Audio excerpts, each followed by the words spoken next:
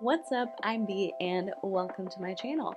Today we are going to be going over the slew of accusations that I have discovered from the past and that have also recently come out about Hillsong, which is a megachurch that you may or may not be aware of, but they've been popping up in the news quite a bit lately. This hurts my heart, but let's just get into it. So, according to Hillsong's website, Hillsong is a church that believes in Jesus, a church that loves God and people. Hillsong is a contemporary Christian church overwhelmed by the gift of salvation we have found in Jesus. We have a heart for authentic worship, are passionate about the local church, and are on a mission to see God's kingdom established across the earth.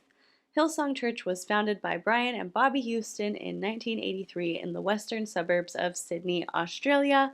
Now, Hillsong has churches in city centers in 28 countries around the world. The church has an average global attendance of 150,000 weekly. Hillsong also has several global initiatives like the Color Sisterhood, Refugee Response, and the Hillsong Africa Foundation. They also work with Vision Rescue and Preemptive Love Coalition. Those are just to name a few. They additionally have their own ministry-focused college. One location is in Sydney, Australia. The other is in Mesa, Arizona. How about that? So Hillsong obviously has a lot going on, but if you are in the at least the non-denominational Christian sphere, you may know them for their music.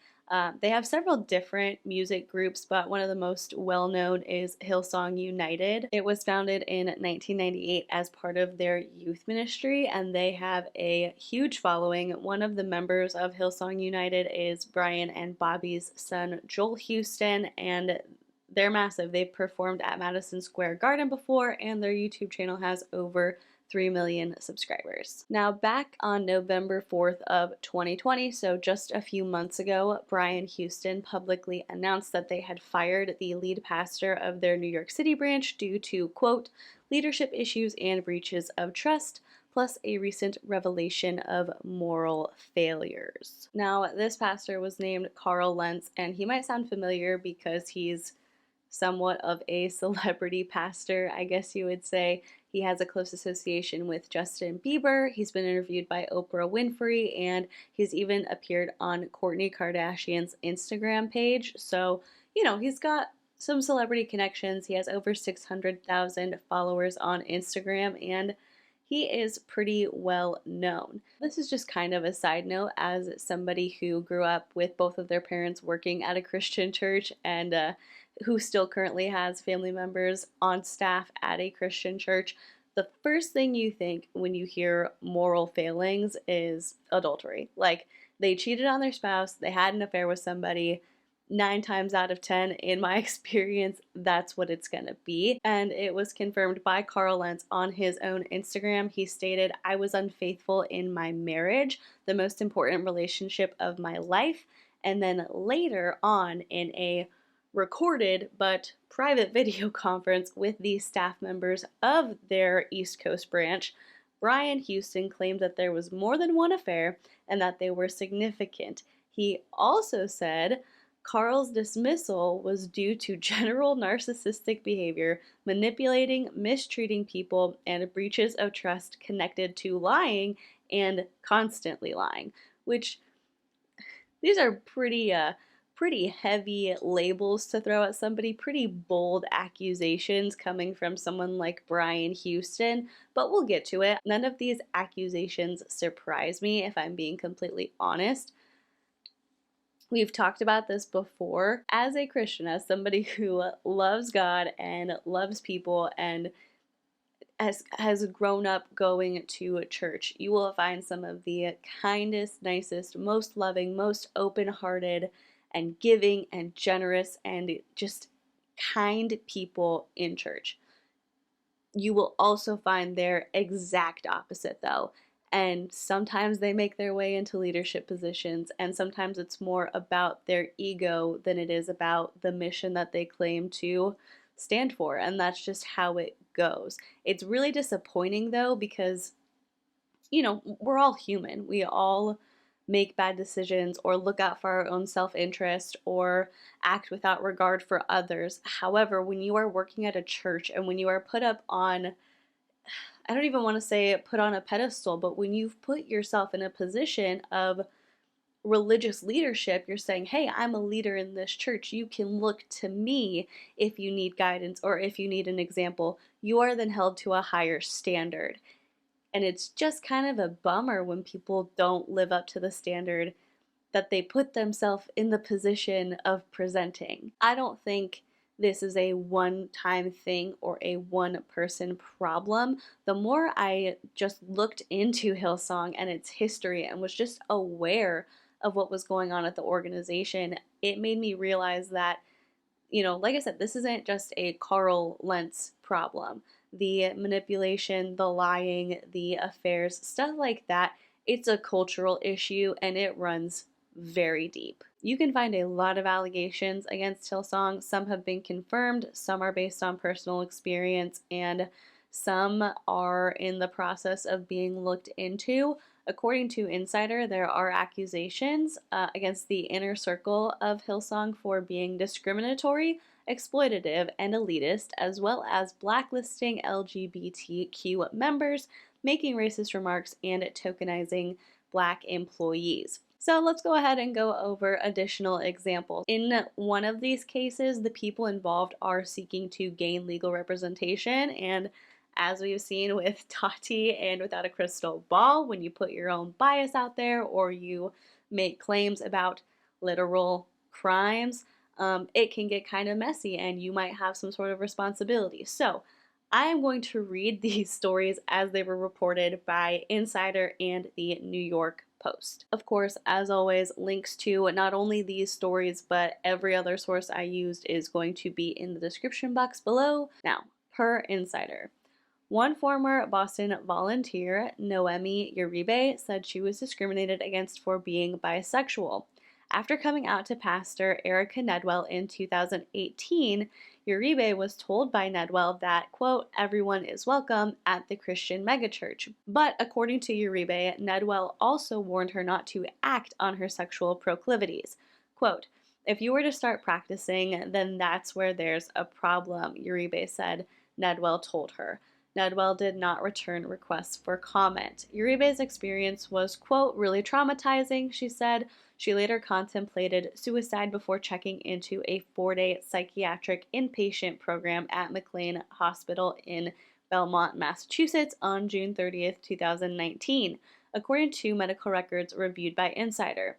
She had never been hospitalized for mental illness previously. Obviously, this is like the most condensed version of whatever happened that you can get. It's about 3 paragraphs long, but it results in this person having to go to a psychiatric treatment program. And honestly, I think we all kind of know that stuff like this is pretty common.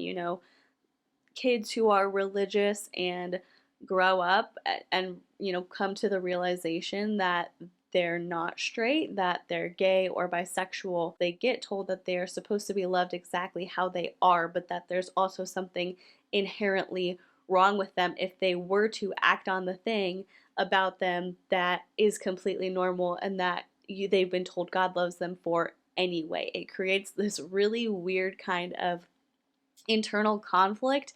And if you believe in God, if you're religious and you're getting that message of who I am is wrong, I can't imagine the emotional and mental struggle that would go along with that. The people who are in leadership at churches need to create a more active way to correct this culture that puts LGBTQ plus members of faith in this cyclone in their brain of trying to reconcile who they are and what they've been told about God. Now let's go ahead and move on to the second story as reported by the New York Post.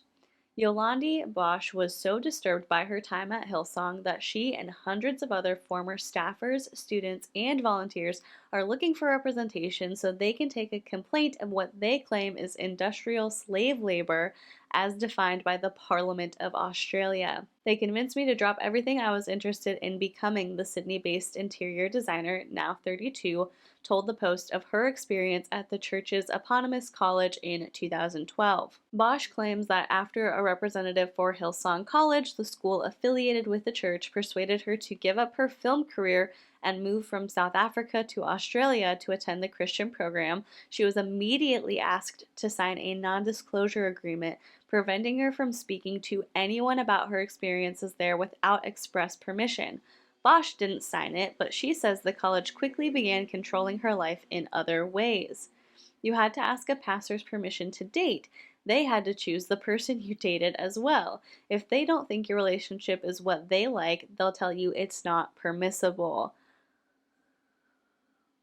So over-involved, way too over-involved in the personal life of a student. I don't get it. When a student snitched on her for sleeping on the couch of a platonic male friend after a housing mix-up, the pair weren't allowed to ever talk again, according to Bosch.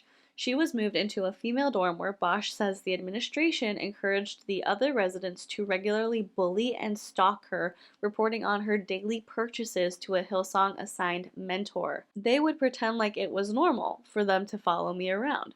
There was also pressure to be more feminine, Bosch claims. They were obsessed with trying to change me. They tried to break me down. She said of a constant insistence she wear more girly clothes and be blonde. They hated my black hair. I was told it looked demonic. It felt like a reality show. It's really a cult, she said of the experience, which she believes many were subjected to as a test to determine who can be on stage and who they can misuse for volunteering. And speaking of misuse for volunteering, there were several other stories of people who claimed they had been forced to volunteer for over 20 consecutive hours, people talking about how they were hired to babysit staff members' kids and they were told it would be something like $15 per hour, and they constantly got shorted, and different experiences of like having to take the kids to church and the culture there being whatever it is. People treated the kids like celebrities and wanted to like flock to them and be all around them. So there's just a lot going on. But wait, there's more. Not only do we have the elite of Hillsong being accused of all of the previous accusations, their Connecticut branch is also being sued by the Wall Street Theater Company for failing to pay over $100,000 in rent. They're also being sued for theft of venue and property and immoral, oppressive, and unscrupulous actions. And I get it. People go through a hard time. Companies go through tough times too. But this is a mega church. This is a huge church, and some of the leaders have been accused of kind of using the budget at Hillsong to live the high life. And so when you have celebrity pastors hanging out with Justin Bieber, you have Hillsong United that's won a Grammy, like they're a big church, they make a lot of money. The not the authors, but the founders, Brian and Bobby Houston, are both authors, and they got lots of streams of income. If they cared about getting this rent paid, they could have paid it. And I will say that with an organization this big, maybe the people at the top just didn't know about some of the things that were going on. When you have locations in over 28 countries, I imagine it gets a little bit difficult to manage every single aspect of their day-to-day operations, hiring, firing, stuff like that. But I also think that the original church and the founders of that original church kind of set the stage for what kind of behavior is and isn't acceptable. And this is where we will talk about Brian and Bobby Houston. Let's go ahead and talk about Bobby first. In 2003, she published a book called Kingdom Women Love Sex. This book is no longer available, but apparently somebody recently found some of the audio tape versions of this book, and I've not heard the clips, but people are mad. I have what the clips allegedly contained, and I think it's pretty rough. I'll let you judge for yourself. in the interest of being fair, one of the things that Bobby says in these tapes is the R word slur, and trying to be fair, I acknowledge that this was published in 2003, and I think that we live in a time where people are more aware of their language and how different words and labels can impact people. I mean, I personally know very few people now who use this slur, but I don't really know what it was like back in 2003 as I was a child, but I do know that in the early 2000s, a lot of medical professionals stopped using the R word to describe, developmental delays or developmental disabilities. So I do think that there was a bit of a culture shift at that time. From what I've read, when Bobby released this book, there was an immediate public outcry, and they ended up taking it out of publication and re-releasing it under a different title. I'm not sure if they changed any of the content or not, but people were upset with at least some of the things she said within the book. Allegedly, Bobby made some of the following comments. If I carry weight, I feel like a R slur. How are you going to do anything to surprise your man when you need a hydraulic crane just to turn over in bed? Girls, pelvic floor exercises. Can you believe I'm saying this? I have heard that orgasm is not as strong if you are really sloppy in that area. And, for me, it's like, yeah, do some pelvic floor exercises if you want. Do some Kegels, knock them out. Who cares? Like, if, I don't see a problem with saying, like, hey, this is something you might want to try. I just don't like the use of sloppy. Oh, if you're sloppy down there. That's so misogynistic, in my opinion. Number 4. When it comes to personal hygiene and maintenance works, for example, get your teeth fixed. Mouth is supposed to be very desirable. We need to be good at sex ourselves so that if the world happens to come knocking, we can tell the story of God in our lives. I have no words for that one. I have nothing. 5th and final tidbit. Minimize the negative of aging. Aging does strange things to us. It discolors your teeth. Things sag when you get older. Back pain, plumbing bits. Okay, get them fixed, get healed, or go to a doctor. I'm not joking. Again, do those things if that makes you feel good. If it makes you feel more attractive or more confident to have any sort of procedure, go to a doctor, do whatever, like whatever makes you happy. But also, we should not be talking negatively about aging, just aging in general, getting older. Aging is a natural part of being alive. So if you want to age as naturally as possible, or you want to get a new procedure every 6 months, who cares? Do what you want. But again, I don't like the judgmental part of like, oh, don't be ugly or God won't use you. Huh? In any case, though, that's pretty much all I care to learn about Bobby Houston.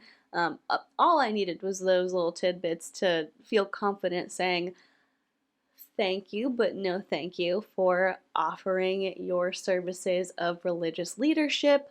I will have to pass.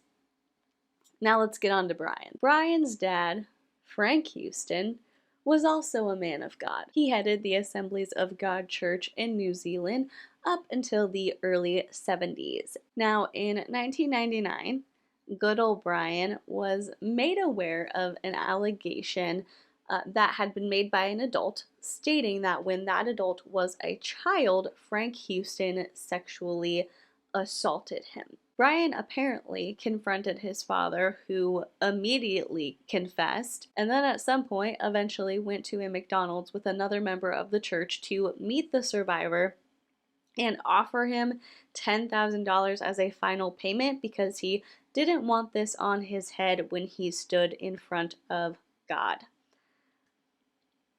And honestly, I guess I'm just surprised at like the boldness of all of it because, I'm glad that survivor got 10 grand. Like, at least they got some sort of repayment, some sort of compensation for their pain and suffering. I would have loved to have seen more. I would have loved for legal justice to happen, but we'll get to that in a minute. I guess I'm just shocked that he was so blasé. Like, yeah, I did it. You want some money? He immediately confessed to his kid that he sexually abused a child. I'm stunned. I'm stunned. I'm stunned. Anyway, after this meeting, the survivor signs the dirty napkin with the $10,000 offer on it and then waits 2 months and doesn't get anything. So he reached out to Brian to ask where his money was, and included in Brian's response was just a classic example of victim shaming. Brian apparently said, "You know it's your fault all of this happened. You tempted my father." That's gross, Brian. I would love if we didn't have that attitude towards survivors of childhood sexual assault or any kind of sexual assault. If we could not victim blame, that would be incredible. Now, worth noting, like I said before, legal justice. That would have been a great thing to see, but Brian never went to the police. Apparently, Brian felt it was unnecessary to go to the police because, quote, "This is one of the things that made it complicated. He was adamant he didn't want any kind of police investigation or even a church investigation. He just wanted it dealt with, and he just wanted to know that justice was going to happen." To that, I say, fine. If the survivor is satisfied with that settlement agreement and they want nothing further to do with it, okay. But if I use my critical thinking skills, I'm going to start saying, well, if it happened to one person, what are the chances that it just happened to that one person? What are the chances that my dad only did this one time? Probably pretty low. I don't have a single family member that I would protect from the police if they hurt a child. I just don't. I would, if I learned about it, I would go to the police. I would say, "Hey, I heard some reports of this, don't know the details, but maybe you want to look into it." Because you want to protect that survivor who didn't want to go to the police, but also plant a little seed in their head. By the way, there were 8 other cases of childhood sexual abuse that were found to have been committed by Frank Houston. Those 8 other people deserve their chance at justice as well. And Brian, by not going to the police, denied them of that. So yeah, the police weren't contacted. Those 8 additional cases of abuse were actually uncovered by the church during an internal investigation. And then in December of 1999, the National Executive of the Assemblies of God decided to pull Frank's credentials, but he was allowed to continue giving sermons for at least a month after that. And then in the year 2000, he was allowed to retire with financial support from the church and without any, quote, damage to his reputation or the reputation of Hillsong Church, which I guess is what matters, not injustice, not taking care of people who have been wronged, the reputation of the church. That's what's important. Although I would like to point out that you wouldn't have to protect your reputation if you didn't do things like this. Just a thought. In Frank's public statement about this, he of course did not give any details or legitimate reasons about what was going on. He just said that he felt that it was time for he and his wife to enjoy their retirement. However, in 2001, there was a letter that was marked as extremely confidential that got sent to the ministers of the church that apparently outlined the details of why he was forced into retirement, but the letter also stated that they should, under no circumstances, talk to the church about what had happened. They said that this whole situation was causing Brian Houston great anguish, which, hey, if you didn't know this about your dad and you found it out, that is probably pretty tough. But also, my sympathies are a bit limited because he chose to protect a predator. That's just how I feel about it. But the letter then went on to say, "We cannot see any reason for this to be announced to your church or further afield. Sadly, there are always 1 or 2 people with their own agendas who will try and get mileage from other people's pain." So there's not really much to say after that.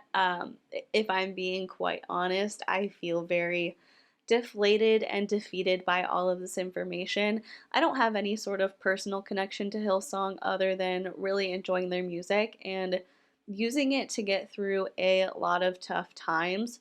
I think I'm just frustrated by the continual pattern that we see of people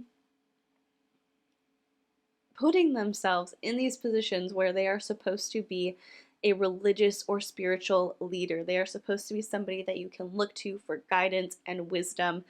And then they do stuff like this. Like, they create these organizations, and there are good aspects of the organization, but it's so intertwined with all the messiness and bad decisions and selfishness and just downright illegal actions that people choose to commit. And again, I understand that nobody is perfect, but man, like, own it. Like, stop hiding it. Stop protecting people who have a huge influence over other people. Stop protecting people like that. Man, I'm upset. I'm upset that this was hidden. I am upset that Carl Lentz got it into his head that he was some kind of celebrity and decided he needed a wife upgrade. He apparently is working on his marriage, but it's this, not this job, but like this job, the job of a pastor, the job of somebody at a church, is not to feed your ego. It is to lead people towards the thing that you claim to believe in. It is to help people and nourish them and guide them. And so I don't like when people take advantage of the power that they have when they are in that position. That is all that I have to say about that. I'm gonna go have a cup of coffee and try not to feel so downtrodden, I guess, about the state of our world and religion in general. So leave a comment down below letting me know what you thought of this video, if you'd heard of any of these allegations, or if they were all new to you. And while you're doing that, if you would consider liking this video or subscribing to my channel, that would be incredible. And if you have subscribed already, thank you so much. I am so appreciative of you, and I love being able to just sit here, hang out with you, and talk about whatever. Thank you so much for watching. Please be kind to people, and I will see you in the next one. Bye.